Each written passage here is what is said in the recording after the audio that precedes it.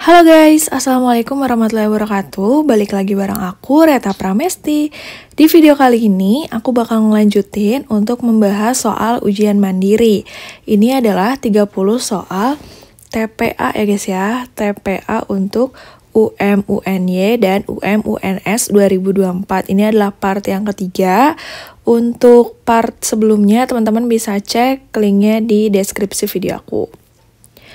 Oke, aku mau infoin dulu bahwa untuk UM-UNY itu tuh bakal dimulainya itu di tanggal 22 Juli ya. Nah, itu yang CBT di domisili. Sedangkan kalau yang CBT di kampus sih udah ya di 8, 9, 10 Juli. Oke, terus si subtesnya itu apa aja? Ada TPA, literasi Indonesia, dan juga literasi Inggris, serta penalaran matematika. Tapi di video ini kita bakal fokus ke yang TPA-nya dulu ya. Sedangkan untuk yang UM-UNS, itu tuh mirip-mirip sih ya, TPA sama TKDA. Jadi ini juga masih bisa dipakai gitu ya untuk belajar si video ini. Selain itu, untuk yang ujiannya itu di tanggal 17-19 Juli. So, good luck ya teman-teman. Oke, kita langsung aja ke soal-soalnya teman-teman ya. Kita mulai dari nomor pertama. Oke, yang pertama nih teman-teman. Ini adalah tipe soal sinonim ya. Kepulauan di tengah lautan itu di bawah yurisdiksi Perancis.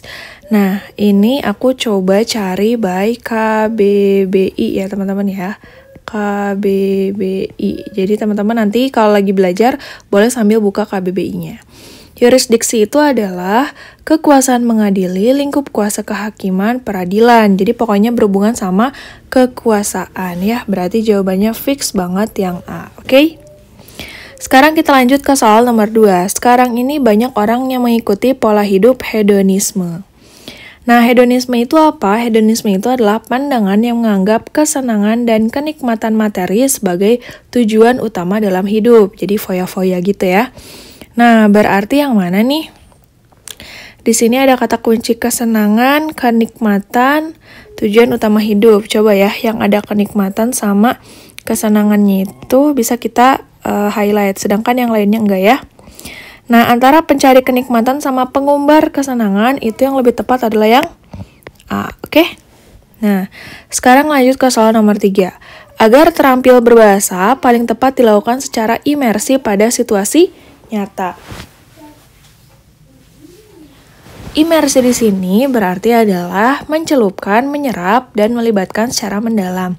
Atau bisa jadi pembelajaran, satu atau beberapa mata pelajaran. Berarti ya udah pembelajaran ya, yang paling berhubungan sama yang kita lagi bahas. Nomor 4, kebiasaan membaca berkorelasi yang positif terhadap prestasi belajar seseorang. Kalau korelasi udah sering dengar kali ya teman-teman ya. Oke, itu kan berhubungan ya. Lanjut, diperlukan evisasi untuk menghadapi dan menyelesaikan permasalahan itu. Evisasi menurut Bandura itu adalah kemampuan dirinya dalam melakukan sesuatu untuk mencapai kesuksesan. Berarti di sini kemampuan, oke? Aman ya? Kita lanjut. Ganti lagi deh penanya. Taruh aja ya. Nomor 6, semasa hidupnya beliau terkenal dengan sikap aksetisme. Nah, aksetisme di sini adalah kezuhudan. Kezuhudan itu artinya adalah jauh dari duniawi. Nah, oke. Sip, berarti yang mana nih? Berarti yang kesederhanaan ya. Nomor 7, aliran rasionalisme berpengaruh besar terhadap kebijakan pendidikan. Oke. Rasionalisme itu adalah paham yang menganggap bahwa pikiran dan akal merupakan satu-satunya dasar untuk memecahkan problem yang lepas dari jangkauan indera. Nah, di sini tuh masuknya ke empirisme ya. Oke, lanjut soal nomor 8. Anak-anak Indonesia sejak kecil ada yang sudah multilingual karena pengaruh lingkungan. Multi itu banyak, lingual itu bahasa, berarti banyak bahasa ya. Tidak perlu melakukan eksagerasi terhadap permasalahan itu. Eksagerasi menurut Webster itu adalah melebih-lebihkan distorsi dari bagian atau karakteristik suatu hal, berarti yang B ya. Nomor 10, dalam berbagai kesempatan, pemimpin itu menunjukkan sikapnya yang filantropi. Filantropi menurut KBBI adalah cinta kasih atau kedermawanan dan sebagainya kepada sesama. Berarti itu masuknya ke penolong ya. Oke guys, kita lanjut ke soal nomor 11 ya. Ini tentang silogisme ya. Oke, kenaikan harga minyak tanah per liter menaikkan biaya hidup masyarakat ekonomi lemah. Oke, berarti di sini kalau misalnya sih minyaknya itu tuh harganya naik ya, harganya price menaikkan biaya hidup masyarakat. Berarti biaya hidup ekonomi lemah gitu ya. Ekonomi lemah juga ikutan naik gitu kan. Lalu, masyarakat berekonomi lemah yang tinggal di sekitar bantaran sungai adalah pengumpul batu sungai. Nah, berarti si ekonomi lemahnya ini tuh salah satunya adalah si profesinya pengumpul batu. Oke, kesimpulannya apa? Kalau kayak gini, kita cek aja langsung opsinya. Yang A, semakin rendah harga. Nah, pokoknya kalau yang ada semakin rendah itu kita nggak usah pertimbangkan kan. Di sini pertamanya itu adalah kenaikan ya, berarti kita carinya yang semakin tinggi. Oke, berarti antara B, lalu yang C sama D ya. Coba yang B, semakin tinggi harga minyak tanah per liter, semakin sedikit pengumpul batu yang menggunakan minyak tanah. Nah, ini bisa ya teman-teman ya. Kenapa? Karena tadi kan perbandingannya adalah berbanding lurus ya. Kalau misalnya harga minyaknya naik, biaya hidup ekonominya lemah. Berarti di sini si pengumpul batunya juga belum tentu pakai si minyak gitu kan ya. Karena kan tadi harganya itu tinggi. Berarti kemungkinan B. Coba yang C. Naiknya harga minyak tanah per liter menaikkan biaya hidup masyarakat pengumpul batu di bantaran sungai. Nah, ini juga bisa ya teman-teman ya. Karena kalau misalnya tadi menaiknya harga minyak tanah per liter itu naiknya biaya hidup juga. Oke, coba yang D. Naiknya harga minyak tanah per liter menaikkan biaya penggali pasir dan penggali batu di bantaran sungai. Nah, ini di luar konteks ya. Karena di sini nggak lagi bahas tentang penggali pasir atau penggali batu, tapi itu adalah pengumpul batu ya. Nah, coba antara B sama C. Kira-kira menurut teman-teman kesimpulannya yang mana? Kalau yang B itu tuh di luar konteks sih kalau menurut aku ya. Karena kan yang menggunakan minyak tanah itu belum tentu makin sedikit gitu kan. Tapi kalau yang C dia udah pasti naiknya harga minyak tanah per liter menaikkan biaya hidup masyarakat pengumpul batu sungai gitu ya. Karena di sini ekonomi lemahnya bisa kita coret nih, ekonomi lemah. Jadi di sini sisanya menaikkan biaya hidup pengumpul batu tanah gitu ya. Pengumpul batu sungai, Berarti yang C jawabannya ya. Oke, nomor 12. Semua calon PNS harus menjalani tes kesehatan. Semua calon PNS memiliki tekanan darah yang normal. Ibaratnya kalau misalnya kita gambar tuh kayak gini sih. Misalnya aku bikin pakai kayak diagram Venn gitu ya. Nah, aku bikin lingkaran besarnya ini adalah si calon PNS yang menjalani tes kesehatan. Calon PNS yang tes kesehatan gitu ya. Nah, ternyata setelah dilakukan tes kesehatan, itu tuh katanya tekanan darahnya normal. Nah, ini tuh pada normal nih. Sorry, semua ya. Kalau semua, berarti kita jangan kayak gini gambarnya. Jadi kalau semua udah jelas, ya udah ini juga normal gitu kan. Nah, berarti jelas kalau misalnya si tekanan darah yang normal itu tuh ya keluarnya pada saat setelah tes kesehatan. Berarti jawabannya yang B. Pasti depannya itu semua gitu ya. Jadi yang A, C, D itu kurang tepat. Oke, kita coba lanjut ya. Agus, Bismo, dan Chandra senang bermain bulu tangkis. Oke, ini bulu tangkis. Terus Agus, Bismo, dan Daniel sering bermain sepak bola. Ini sepak bola ya. Imron dan Chandra sering melihat ketiganya ketika bermain sepak bola sambil melirik jam tangan yang melingkar di pergelangan tangannya. Oke. Nah, siapakah yang terjatuh jam tangannya ketika tengah bermain bulu tangkis di kejuaraan antar sekolah? Di sini yang ada info tentang jam tangan itu cuma yang dua ini ya teman-teman ya, Imron dan Chandra. Nah, karena di sini katanya mereka tuh suka melihat ketika bermain sepak bola, berarti di sini ada kemungkinan mereka tuh bermain bulu tangkis gitu kan. Ya udah, cari aja jawabannya antara Imron dan Chandra. Ada nggak Imron? Ada Imron guys. Chandra nggak ada ya. Nah, kalau si Ahmad Banu Cindana ini hanya spekulasi aja sih. Kita nggak bisa untuk asumsi juga ya, siapa juga nih yang nggak disebutkan, tapi kita milih jawabannya kan aneh gitu kan. Berarti yang A, oke? Oke, kita lanjut ya. Pada suatu perusahaan jasa itu mempekerjakan katanya 60 orang. Adapun jasa yang ditangani itu jasa servis motor, servis AC, dan servis arloji. Dari data dokumen itu diperoleh katanya 25 orang bekerja sebagai servis motor dan AC, 30 orang itu servis AC dan servis arloji, 20 orang itu katanya bekerja sebagai servis motor aja. Berapa jumlah orang yang bekerja sebagai servis motor, servis AC, dan servis arloji gitu ya. Ini kalau misalnya kita misalin servis motor itu X, AC itu Y, arloji itu Y, Z, sorry. Sini X, Y, Z gitu ya. Kita bisa buat persamaannya itu adalah yang suka servis motor dan AC berarti X plus Y itu sama dengan 25. Lalu yang servis AC dan servis mobil Y plus Z sama dengan 30. Dan yang servis motor aja X itu adalah si 20 gitu ya. Berapa jumlah orang yang bekerja sebagai servis motor, AC dan servis arloji? X plus Y plus Z gitu kan. Berapa ya? Nah, berarti di sini kita masukin aja substitusi ke persamaan pertama. Berarti kalau X-nya itu 20, berarti di sini adalah 20 ditambah Y sama dengan adalah 25. Berarti Y-nya adalah 5. Oke?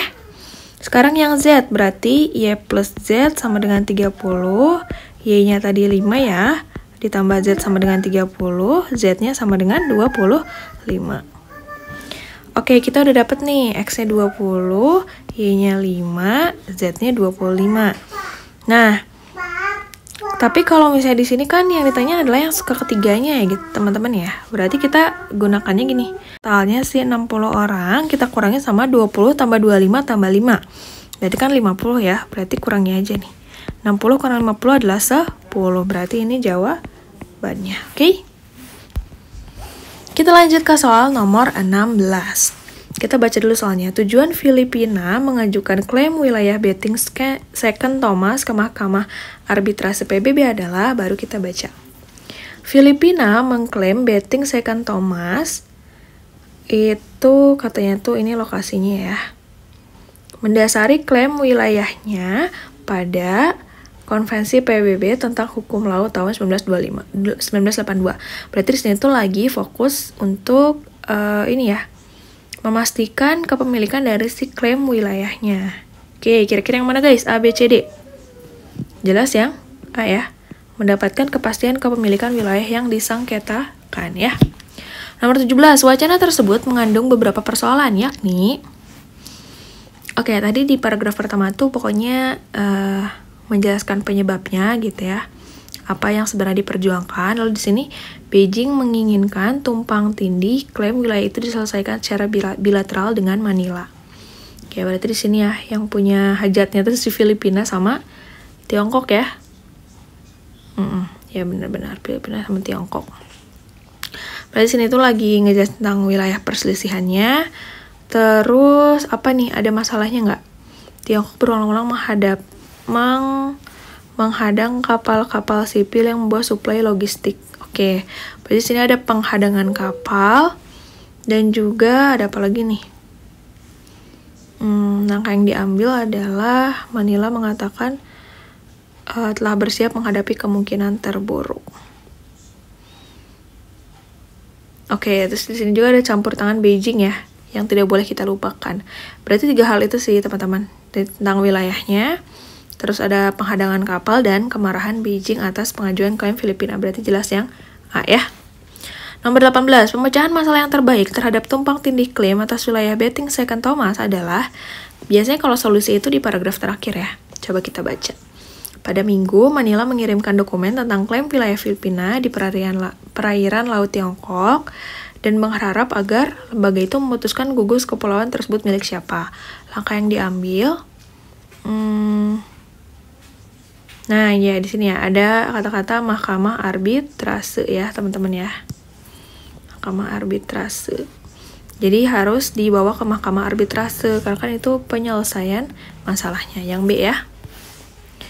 Oke, nomor 19. Alasan paling mendasar Filipina untuk mengajukan klaim ke mahkamah arbitrase adalah, lihat paragraf 1 ya. Di sini kan ada konvensi PBB tentang hukum laut tahun 1982. Jadi berupa aturan biasanya ya. Berarti jelas yang D ya. Yang 20, judul yang paling tepat sesuai dengan isi wacana tersebut adalah sengketa wilayah teman-teman ya. Sengketa wilayah yang tadi apa namanya BST tuh Betting Second Thomas ya. Betting Second Thomas antara Tiongkok dan Filipina gitu teman-teman ya. Oke, lanjut ke soal nomor 21.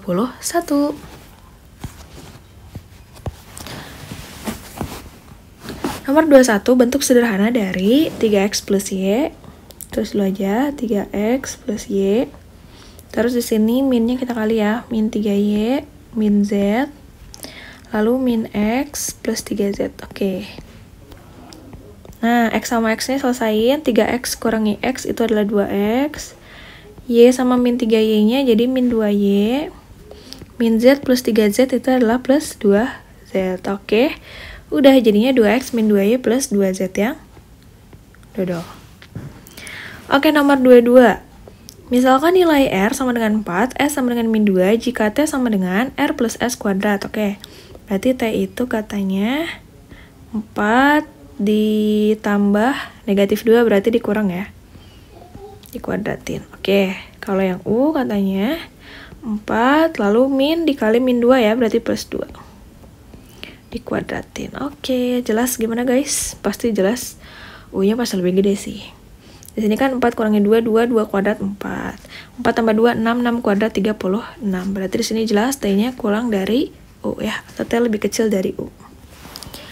Nomor 23, jika X sama dengan 0,2 dan Y akar pangkat 3 dari Y pangkat 2 itu sama dengan 0,2 dan Y bilangan positif, maka pernyataan yang benar adalah, ini karena angkanya agak sulit ya, misalnya aku ubah jadi 3 misalnya teman-teman.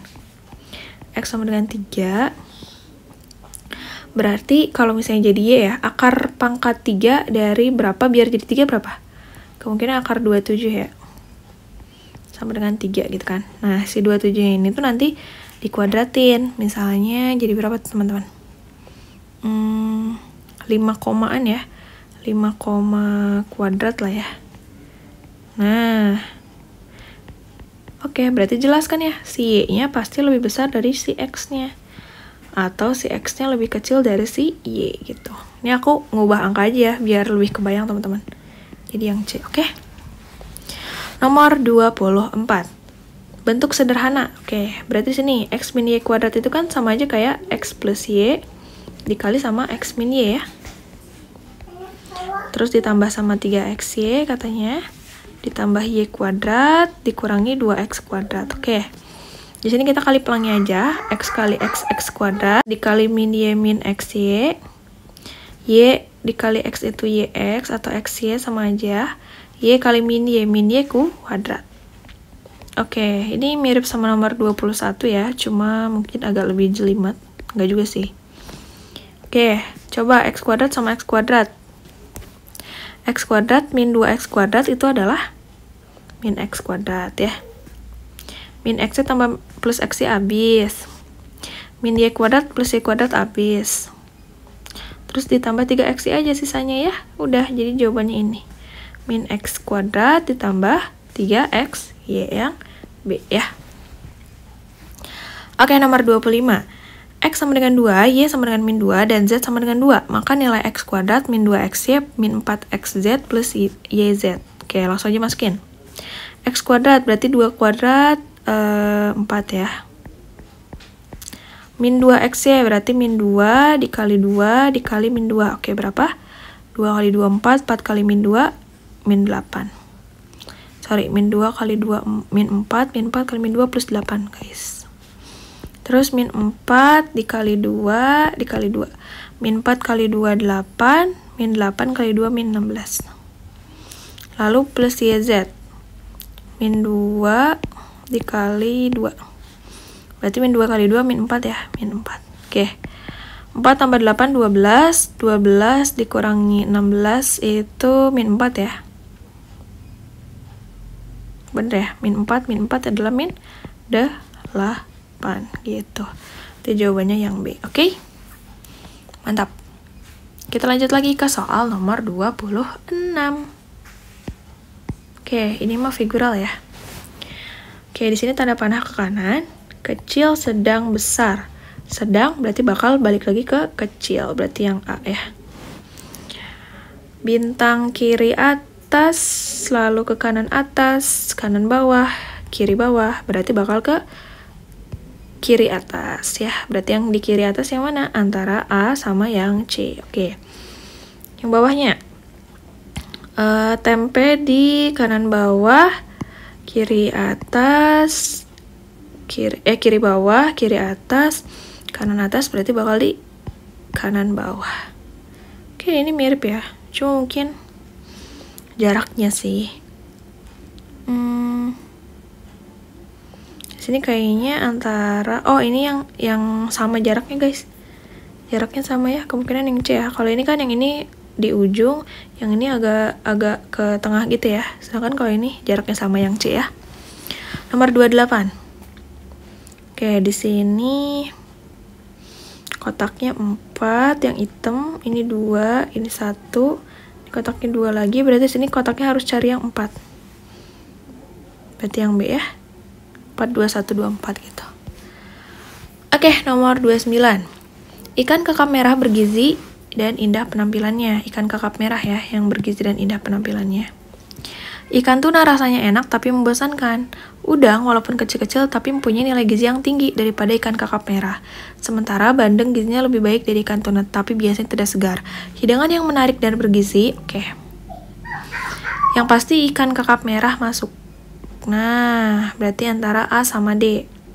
Sekarang kita lihat nih, bandeng gizinya lebih baik dari ikan tuna tapi biasanya tidak segar. Nah, tidak segar kan berarti tidak menarik ya. Berarti ya udah, jawabannya pasti bukan yang A, kemungkinan yang D ya. Oke, nomor 30. X lebih tua dari N. X itu berarti lebih besar atau lebih tua dari N ya. E lebih muda dari A. Kita tulisnya yang A-nya ya. A lebih tua dari E. T lebih muda dari N, berarti N lebih tua dari T. X lebih muda dari E, berarti E itu lebih tua dari X. N lebih tua dari T, ini udah ya. Maka yang termuda, nah kita urutin dari yang tertua aja. Yang tertua berarti di sini yang paling mungkin adalah si N sama T dulu. N, baru T. Nah, di sini si X itu lebih tua dari N, berarti X di sini. Terus si E itu lebih tua dari X, berarti E-nya di sini. Si A-nya lebih tua dari A. Si A-nya lebih tua dari E, berarti di sini. Oke. Berarti di sini yang tertuanya adalah si A dan yang paling muda itu adalah si T. Udah. Berarti jawabannya yang D ya, karena yang tanya yang termuda. Oke guys, udah selesai. Prok. Akhirnya ya, 30 soal kita sudah hantam semuanya. Silakan di sini aku punya PR nomor 1 dan nomor 2 ya. Kalian boleh untuk kirimkan jawaban kalian di kolom komentar. Nanti boleh diskusi juga, dan kira-kira mau lanjut video UNY dan UNS ini tuh untuk subtes apa, boleh komen aja ya. Gitu aja dari aku. Kalau misalkan mau ada saran konten lain boleh banget kirim kolom komentar. Thank you for watching and bye.